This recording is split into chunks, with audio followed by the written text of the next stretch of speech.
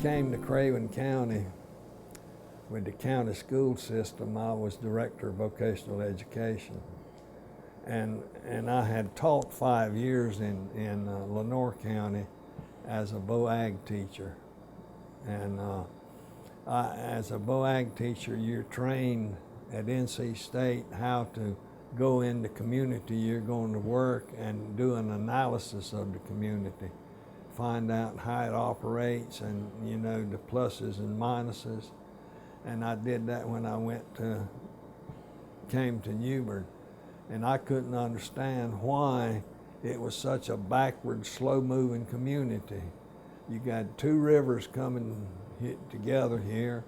You had railroad, you had an airport with 2 airlines at that time serving the airport. Of course,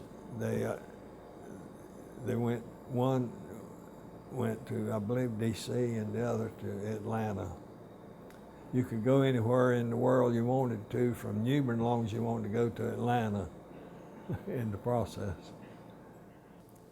Well, actually, I had 3 people that reported directly to me. Steve Redd, who was dean of the college at that time, is the title we used, the one they used at Lenoir too. And Clifford Swain was dean of students, and Russell Sutton was business manager. These, not when I started, but when I retired, that was the staff. Thurman Brock, who was then president, just absolutely insisted on, and the customer is always right, to the point of bending over backwards, if you could, really helped me understand how to help people. And it becomes a really sweet thing. And I got on into the mission, and it became kind of a ministry. And it was a fun place to work. Actually, they pretty much operated on their own without my interference. I had to be careful, though, that they might catch on that they didn't really need me, because those 3 guys could run the college. Well, I came because of Thurman Brock, absolutely. I was working on finishing up my master's degree. I was teaching school at Newbern High School, Industrial Arts. And Thurman and I were working on our master's degrees together. And we started commuting back and forth, and so I got to know him. And in this commute, he would tell me about this thing that they were working on through the Board of Education, Craven County Board of Education, that was going to be a technical institute. He called me to the office and said that he had a full position that was coming open, and he wanted me to have that position, wanted me to take it. And you got to remember that it was so small. There was only Dr. Brock and a secretary and 1 teacher. And I thought, you know, I really don't know whether this thing's going to make it or not. And I'm headed to be a school principal, and at least I thought I was. Started out sort of happenstance. And first Industrial Education Center, then Technical Institute, and then full community college. And we started as a branch of Lenoir. And on July 1, 1965 is when we got our own budget to name a Technical Institute unit of Lenoir Technical Institute at that time. We were located in what is now called a Harvey Mansion restaurant. And that was our classroom building. And so we had to move. We had classroom classes on the first floor,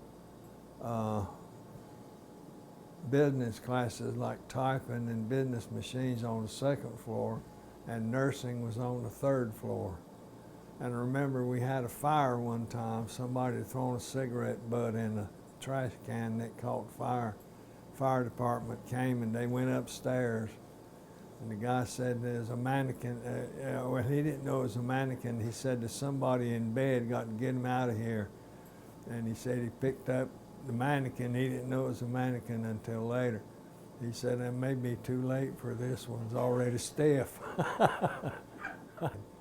And actually the practical nursing program is older than the college because it started on the top floor of the St. Luke Hospital building as a practical nursing program of Lenoir based in Newbern. And that's where I had my office, was on that, first time was on that top floor.